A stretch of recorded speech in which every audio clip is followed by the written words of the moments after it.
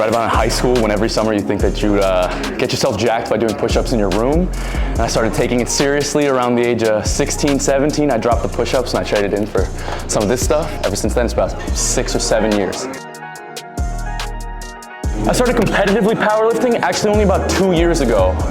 For all the time that I've been lifting, I switched to strength training about 4.5 years ago, but I really wanted to build a solid base. That's just kind of my personality. I always like to build up sort of my foundation before I really get into it, and I wanted to feel like I was really secure in the sport before I started competing. So I actually only got into it about 2 years ago, and I'm coming up on my 3rd meet.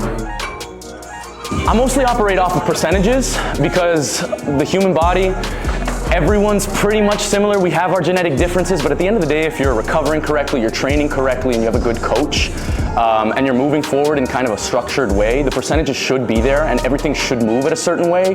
That said, RPE correlates. I am a very mental lifter, and I like to warm myself up with a over-warm, I like to call it 7.5. 8 RPE single, and that kind of keeps me in the groove, so it can be really useful for auto-regulation, but that's kind of on a case-to-case basis. I think percentages are a no-fail way to train. Right now, just because life is busy, I'm on a 4-day split. I used to really like doing a 5-day split just for the frequency of it. Right now I'm benching 4 times a week actually, because I got really long arms and I really need to hit this weak point strong. I have an SBD day at the end of the week actually, but that's followed by 2 days of rest, so you can kind of consolidate all that stuff together in that one day. And I squat at least 2 to 3 times a week, but deadlift really tires me out, so we try and spread that out as much as we can. I think variations are kind of the name of the game for me right now. I have some comp movements just to keep that groove greased, but other than that, I spend most of my training block just like attacking weak points, and that's all done through variation. Like after this, I have floor press. This is just for the sake of feeling the actual bench, but right after that, I'm working on my lockout, so I'm gonna get right to floor press. I used to program for myself, but you know, it's kind of the question of like, who cleans the dentist's teeth, who cuts the barber's hair. And I always think it's better to have a set of eyes outside of yourself, because I have my own biases on training, so there's definitely blind spots that I can't see in myself that my coach helps me see.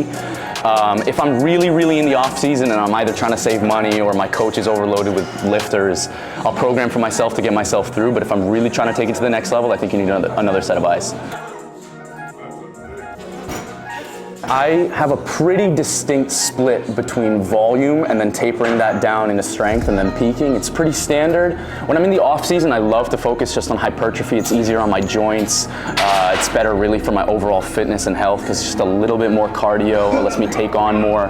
But when I'm really getting close to comp season, we really taper that down. We focus on the strength portion of it, and we start going in like 3 reps. Pretty standard stuff, hypertrophy, strength, peak, so on and so forth, except for the off season, you get a little bit more space to play around. Right now, I have a few variations in my block that are specifically there because I hate them. And I think a lot of people program around the stuff they're currently comfortable doing.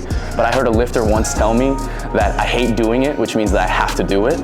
And those are in really specific lifts, because at the end of the day, you have to push yourself through some sort of varied level of adversity to really get to that next level. Whether it's mental adversity in a lift you're not comfortable with, whether it's a specific weak point in a muscle and you just hate highlighting that and it hits your ego. I specifically seek in my training to seek out those weak points and really just attack them. And for that, training isn't always fun, but it's rewarding.